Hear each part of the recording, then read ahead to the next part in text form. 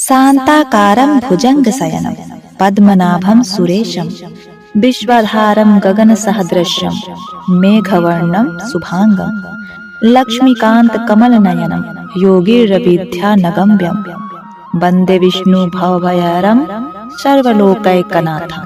आज आप श्रवण करेंगे एकादशी पारण में सुनी जाने वाली वो पुण्यमयी कथा जिसे पढ़ने या सुनने से एकादशी व्रत का पूर्ण रूप से फल प्राप्त होता है।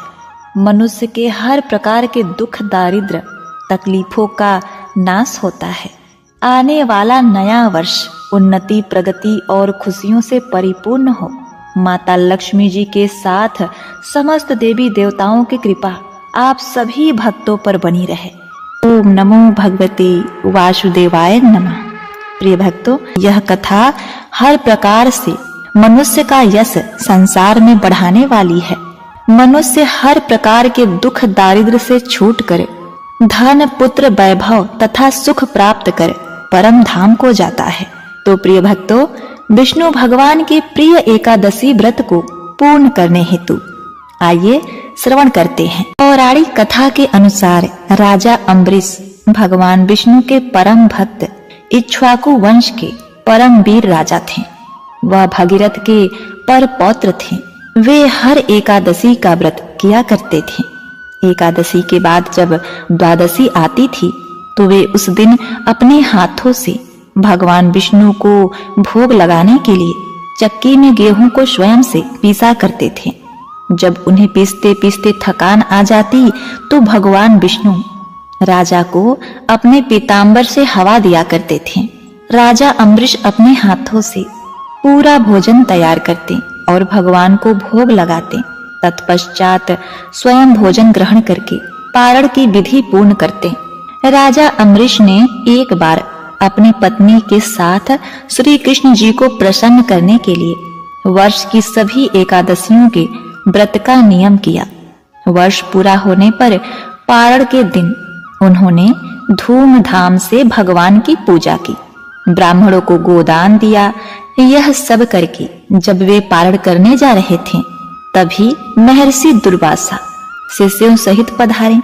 राजा ने उनका सत्कार किया और उनसे भोजन करने की प्रार्थना की।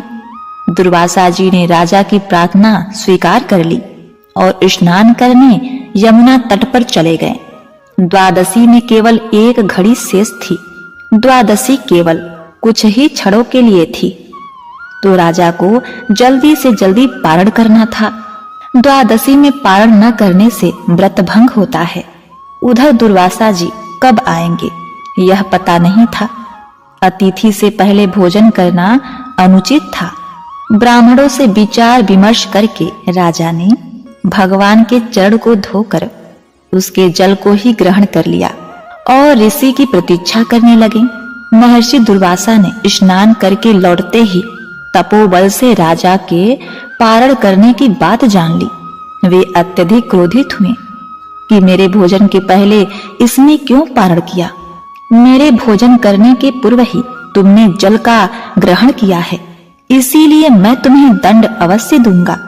उन्होंने मस्तक से एक जटा उखाड़ ली और उसे जोर से पृथ्वी पर पटक दिया, जिससे काल लगने के समान कृत्या नाम की भयानक राक्षसी निकली। वह राक्षसी तलवार लेकर राजा को मारने दौड़ी। अम्बरीश को तो कृत्या भी भगवान ही दिखाई दी थी, परंतु भगवान का सुदर्शन चक्र तो भगवान की आज्ञा से पहले से ही राजा की रक्षा में नियुक्त था। उसने पलक मारते ही कृत्या को भस्म कर दिया और दुर्वासा को भी दंड देने के लिए उनकी ओर दौड़ा। अपनी कृत्या को इस प्रकार नष्ट होते और ज्वाला में विकराल चक्र को अपनी ओर आते देखकर दुर्वासा प्राण लेकर भागे। वे दसों दिशाओं में, पर्वतों की गुफाओं में, समुद्रों में जहां तहां छिपने को गए। चक्र वहीं वहीं उनका पीछा करता गया। आकाश पाताल में सब कहीं वे गए। इंद्र आदि लोकपाल तो उन्हें क्या शरण देते। स्वयं ब्रह्मा जी और शंकर जी ने भी आश्रय नहीं दिया। दया करके शिव जी ने उनको भगवान के ही पास जाने को कहा। अंत में वे बैकुंठ गए। भगवान विष्णु के चरण में गिर पड़े। दुर्वासा ने कहा, प्रभु, आपका नाम लेने से नारकी जीवन नरक से छूट जाते हैं, अतः आप मेरी रक्षा करें प्रभु। मैंने आपके प्रभाव को न जानकर आपके भक्त का अपराध किया, इसलिए आप मुझे क्षमा करें।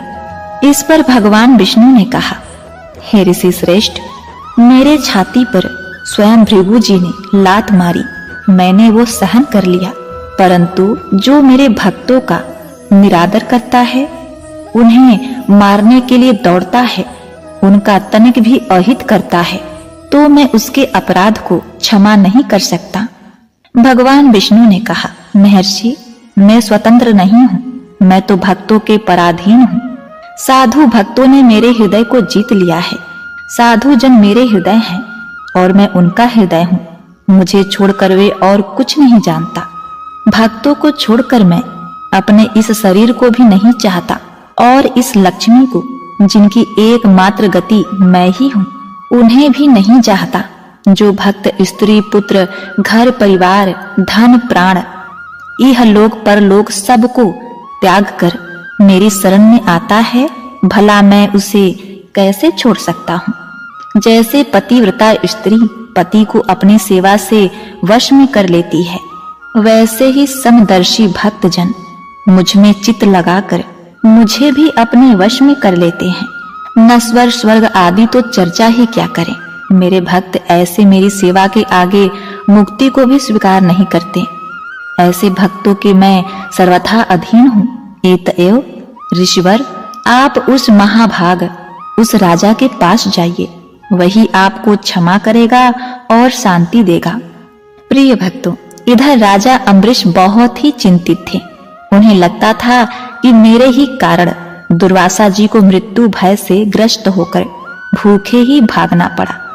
ऐसी अवस्था में मेरे लिए भोजन करना कदापि उचित नहीं है, अतः वे केवल जल पीकर ऋषि के लौटने की पूरे 1 वर्ष तक प्रतीक्षा करते रहे।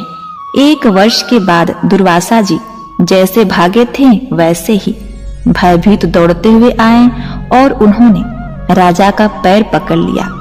ब्राह्मण के द्वारा पैर पकड़े जाने से राजा को बड़ा ही संकोच हुआ। उन्होंने स्तुति करके सुदर्शन को शांत किया। महर्षि दुर्वासा मृत्यु के भय से छूटे। सुदर्शन का अत्यंत ताप जो उन्हें जला रहा था शांत हुआ और दुर्वासा ऋषि प्रसन्न होकर कहने लगे, आज मैंने भगवान के दासों का महत्व देखा। राजन, मैंने तुम्हारा इतना अपराध किया था, पर तुम मेरा कल्याण ही चाहते हो। जिन प्रभु का नाम लेने से ही जीव समस्त पापों से छूट जाता है, उन तीर्थपाद श्री हरि के भक्तों के लिए कुछ भी कार्य शेष नहीं रह जाता। राजन, तुम बड़े दयालु हो। मेरा अपराध न देखकर तुमने मेरी प्राण की रक्षा की है। प्रिय भक्तों, राजा अम्बरीश के मन में ऋषि के वाक्यों से कोई अभिमान नहीं आया। उन्होंने उनको भगवान की कृपा समझा। महर्षि के चरणों में प्रणाम करके बड़े आदर से राजा ने उन्हें भोजन कराया। उनके भोजन करके चले जाने पर 1 वर्ष पश्चात उन्होंने वह पवित्र अन्न प्रसाद के रूप में लिया।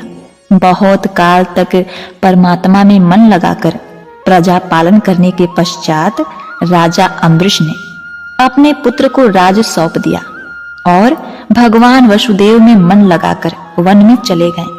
वहां भजन तथा तप करते हुए उन्होंने भगवान को प्राप्त किया और अंतिम समय में विष्णु धाम को गए। जो भक्त एकादशी का व्रत करते हैं वे द्वादशी के दिन इस पारण कथा को सुनते हैं, उनका सर्वथा उद्धार होता है। एक बार प्रेम से बोलिए, ओम नमो भगवते वासुदेवाय नमः। प्रिय भक्तगणों, अब आइए सुनते हैं तुलसी माता की बड़ी ही अद्भुत अनसुनी कथा। एक बार देवर्षि नारद के मन में आया कि भगवान के पास बहुत महल आदि है, एक आध हमको भी दे दे तो यही आराम से टिक जाएंगे, नहीं तो इधर उधर घूमते रहना पड़ता है। भगवान के द्वारिका में बहुत महल थे। नारद जी ने भगवान से कहा, भगवान, आपके बहुत महल हैं, एक हमको भी दे दो तो हम भी आराम से रहें। आपके यहाँ खाने पीने का इंतजाम अच्छा ही है। भगवान ने सोचा, यह मेरा भक्त है, विरक्त सन्यासी है। अगर यह कहीं राजसी ठाट बाट में रहने लगा तो थोड़े दिन में ही इसकी सारी विरक्ति भक्ति निकल जाएगी। हम अगर सीधा ना कहेंगे तो यह बुरा मान जाएगा, लड़ाई झगड़ा करेगा कि इतने महल हैं और एक महल नहीं दे रहे हैं। भगवान ने चतुराई से काम लिया। नारद जी से कहा, जाकर देख लें, जिस मकान में जगह खाली मिले वहीं आप रह लीजिएगा। नारद जी वहां से चले। सब जगह नारद जी घूम आए, लेकिन कहीं एक कमरा भी खाली नहीं मिला, सब भरे हुए थे। आकर भगवान से कहा, हे भगवान, वहां कोई जगह खाली नहीं मिला। भगवान ने कहा, फिर क्या करूं? होता तो आपको दे देता। नारद जी के मन में आया कि यह तो भगवान ने मेरे साथ धोखाधड़ी की है, नहीं तो कुछ न कुछ करके किसी को इधर उधर दूसरे कमरे में भेजकर एक कमरा तो दे ही सकते थे। इन्होंने मेरे साथ धोखा किया है तो मैं भी इन्हें मजा चखाकर छोड़ूंगा। प्रिय भक्तों, यह तो भगवान की लीला थी। नारद जी रुक्मणी जी के पास पहुंचे। रुक्मणी जी ने नारद जी की आवा भगत की, बड़े प्रेम से आदर सम्मान किया। उन दिनों भगवान सत्यभामा जी के यहाँ रहते थे। एक आधा दिन बीता तो नारद जी ने उनको दान की कथा सुनाई। सुनाने वाले स्वयं नारद जी दान का महत्व सुनाने लगे कि जिस चीज का दान करेंगे वही चीज आगे आपको मिलती है। जब नारद जी ने देखा कि यह बात रुक्मणी जी को जम गई है तो उन्होंने पूछा, आपको सबसे ज्यादा प्रेम किससे है? रुक्मणी जी ने कहा, यह भी कोई पूछने वाली बात है, मुझे भगवान श्री हरि से अत्यंत प्रेम है। कहने लगे, फिर आपकी यह इच्छा होगी कि अगले जन्म में वे आपको ही मिले? रुक्मणी जी बोली, इच्छा तो यही है। नारद जी ने कहा, इच्छा है तो फिर दान कर दो, नहीं तो नहीं मिलेंगे। आपकी सौत भी बहुत है और उसमें से किसी ने पहले दान कर दिया तो उन्हें मिल जाएंगे। इसीलिए दूसरे के करने से पहले आप भगवान को हमें दान कर दें। रुक्मणी जी को बात जच गई। उन्होंने सोचा कि जब जन्म जन्म में भगवान मिलेंगे तो दान तो कर देना चाहिए। रुक्मणी से नारद जी ने संकल्प करा लिया। अब क्या था, नारद जी का काम बन गया। वह सीधे सत्यभामा जी के महल पहुंच गए और भगवान से कहा, हे भगवान, उठिए और चलिए मेरे साथ। भगवान ने कहा, कहाँ चलना है, क्या बात हुई? नारद जी ने कहा, बात कुछ नहीं, आपको मैंने दान में लिया है। आपने एक कोठरी भी मुझे नहीं दी तो मैं आपको ही सन्यासी बनाकर पेड़ के नीचे सुलाऊंगा। भगवान ने कहा, रुक्मणी ने दान दिया है तो ठीक है, वह पटरानी है, उससे मिल तो आए। भगवान ने अपने सारे गहने, गाठे, रेशम के कपड़े सब खोलकर सत्यभामा जी को दे दिए और वल्क वस्त्र पहनकर, भस्मी लगाकर और कमंडल लेकर वहां से चल दिए। उन्हें देखते ही रुक्मणी जी के होश उड़ गए। पूछा, क्या हुआ भगवान? भगवान ने कहा, पता नहीं, नारद कहते हैं कि आपने मुझे दान में दे दिया है। रुक्मणी ने कहा, लेकिन वे कपड़े गहने कहाँ गए? उत्तम केसर को छोड़कर यह भस्मी क्यों लगा ली? भगवान ने कहा, जब दान दे दिया तो मैं उनका हो गया, इसीलिए अब वे मुझे सन्यासी बनाएंगे।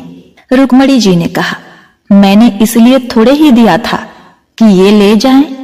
भगवान ने कहा, तब किस लिए दिया था आपने हमें दान में? दान तो इसीलिए दिया जाता है ना कि उसको अपने साथ ले जाए। अब रुक्मणी जी को होश आया कि यह तो गड़बड़ मामला हो गया। रुक्मणी जी ने कहा, नारद जी, यह आपने मेरे से पहले नहीं कहा था। अगले जन्म में मिलेंगे तो मिलेंगे, अब तो हाथ से ही खो रहे हैं। नारद जी ने कहा, अब जो हो गया सो हो गया, अब मैं इन्हें ले जाऊंगा। रुक्मणी जी बहुत ही रोने लगी। तब तक हल्ला गुला मचा और सब रानियां वहां इकट्ठी हो गईं। सत्यभामा, जामवंती सब समझदार थीं। उन्होंने कहा, भगवान, एक रुक्मणी के पति थोड़े ही हैं, इसीलिए रुक्मणी को सर्वथा दान का अधिकार नहीं हो सकता। हम लोगों का भी अधिकार है। नारद जी ने सोचा, यह तो घपला हो गया। कहने लगे, क्या भगवान के टुकड़े करोगे?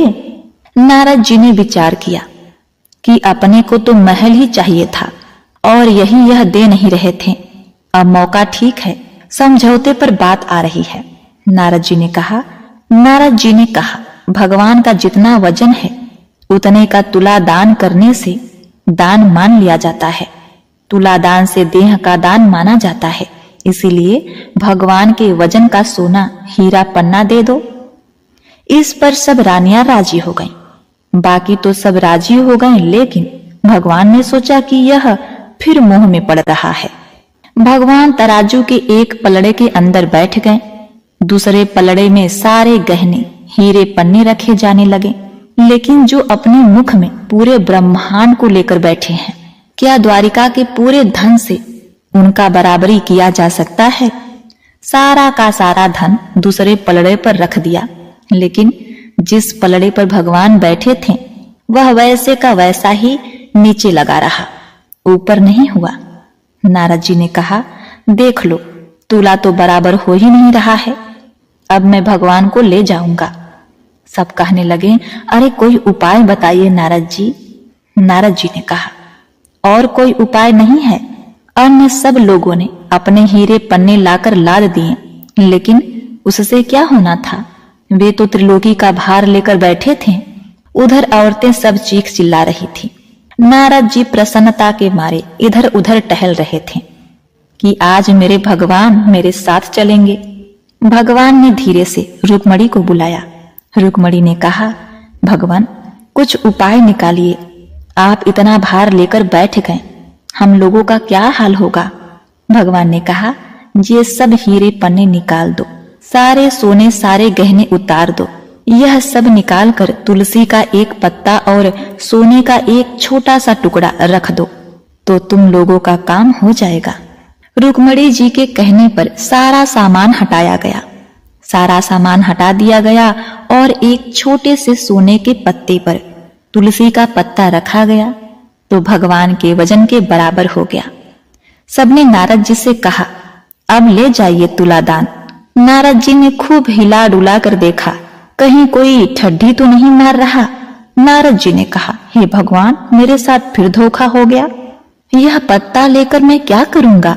यह आप अच्छा नहीं कर रहे हैं। केवल घर वालियों की बात सुनते हैं, मेरी तरफ तो देखो। भगवान ने कहा, आपकी तरफ क्या देखूं नारद जी? आप तो सारे संसार के रूप को समझकर फिर मोह के रास्ते जाना चाह रहे हैं, तो आपकी क्या सुनो? तब नारद जी ने समझ लिया कि भगवान ने जो किया सो ठीक किया। जो तुलसी का एक पत्ता आपके बराबर है, वह तुलसी महान है। जिस तुलसी को चढ़ाने से आप अति प्रसन्न होते हैं, उस तुलसी का गुणगान करने वाले, उस कथा को सुनने वाले भगवान विष्णु के प्रिय होते हैं। वे निश्चित ही देवतुल्य होते हैं। हे भगवान, आपको कोटि कोटि प्रणाम। मैंने आज तुलसी के एक पत्ते के महत्व को भी समझा। मेरे भूल को आप क्षमा करिए। भगवान बड़े प्रसन्न होकर तराजू से उठे और नारद जी को छाती से लगाया और कहा, हे नारद, तुम्हारे मुक्ति तो निश्चित है। एक बार प्रेम से बोलिए, जय श्री कृष्ण। ओम नमो भगवते वासुदेवाय नमः। प्रिय भक्तगणों, अब आइए सुनते हैं एकादशी माता की आरती, जिसे सुने बिना कथा अधूरा होता है। ओम जय एकादशी माता, मैया जय एकादशी माता। विष्णु पूजा व्रत को धारण कर शक्ति मुक्ति पाता। ओम जय एकादशी माता, तेरे नाम गिनाऊं देवी, भक्ति प्रदान करनी। गुण गौरव की देवी, माता शास्त्रों में वरनी। ओम जय एकादशी माता, जय एकादशी माता, मैया जय एकादशी माता। मार्गशीर्ष के कृष्ण पक्ष में उत्पन्ना होती, शुक्ल पक्ष में मोक्षदायिनी पापों को धोती। ओम जय एकादशी माता, मैया जय एकादशी माता। ओम जय एकादशी माता, पौष मास के कृष्ण पक्ष को सफला नाम कहे, शुक्ल पक्ष में होय पुत्रदा आनंद अधिक रहे। ओम जय एकादशी माता, जय एकादशी माता, मैया जय एकादशी माता। नाम खष्ट तिला माघ मास में कृष्ण पक्ष आवे, शुक्ल पक्ष में जया कहावे, विजय सदा पावे। जय एकादशी माता, ओम जय एकादशी माता, मैया जय एकादशी माता। विजया फाल्गुनी कृष्ण पक्ष में शुक्ला आम्ल की, पाप मोचनी कृष्ण पक्ष में चैत्र मास बल की। ओम जय एकादशी माता, जय एकादशी माता, मैया जय एकादशी माता। चैत्र शुक्ल में नाम कामदा धन देने वाली, नाम वरुद्धनी कृष्ण पक्ष में वैशाख महवाली। ओम जय एकादशी माता, जय एकादशी माता, मैया जय एकादशी माता। शुक्ल पक्ष में होय मोहनी अपराजिष्ट कृष्ण पक्षी, नाम निर्जला सब सुख करनी शुक्ल पक्ष रखी। ओम जय एकादशी माता, जय एकादशी माता, मैया जय एकादशी माता। योगिनी नाम आषाढ़ में जानो कृष्ण पक्ष वरनी, देवशयनी नाम कहाए शुक्ल पक्ष धरनी। ओम जय एकादशी माता, मैया जय एकादशी माता। ओम जय एकादशी माता। कामिका श्रावण मास में आवे कृष्ण पक्ष कहिए, श्रावण शुक्ल होय पुत्रदा आनंद से रहिए। ओम जय एकादशी माता, मैया जय एकादशी माता, मैया जय एकादशी माता। अजा भाद्रपद कृष्ण पक्ष की परिवर्तनी शुक्ला, इंदिरा अश्विन कृष्ण पक्ष में व्रत से भव सागर निकला। ओम जय एकादशी माता, जय एकादशी माता, मैया जय एकादशी माता। पाप कुंश है शुक्ल पक्ष में पाप हरण हारी, रमा मास कार्तिक में आवे सुखदायक भारी। ओम जय एकादशी माता, जय एकादशी माता, मैया जय एकादशी माता। देवोत्थायिनी शुक्ल पक्ष की दुख नाशक मैया, लौद मास की करो विनती पार करो नैया। ओम जय एकादशी माता, जय एकादशी माता, मैया जय एकादशी माता। शुक्ल लौद में होय पद्मनि दुख दारिद्र हरनी। परमा कृष्ण पक्ष में होती जन मंगल करणी। ओम जय एकादशी माता, जय एकादशी माता, मैया जय एकादशी माता। जो कोई आरती एकादशी की भक्ति सहित गावे, जन रघुनाथ स्वर्ग का वासा निश्चय वह पावे। जय एकादशी माता, ओम जय एकादशी माता, मैया जय एकादशी माता। एक बार प्रेम से बोली जय श्री कृष्ण। लक्ष्मी मात की जय, जय विष्णु भगवान। ओम नमः शिवाय। प्रिय भक्तगणों, उम्मीद करती हूँ आज की यह एकादशी व्रत कथा तथा आरती आपको बेहद ही पसंद आई होगी। अगर आपको हमारी यह कथा पसंद आई है तो आप हमारे चैनल को सब्सक्राइब, वीडियो को लाइक और कमेंट में जय श्री कृष्ण, जय माता लक्ष्मी अवश्य लिखिएगा। आपका जीवन मंगलमय और खुशियों से परिपूर्ण रहे।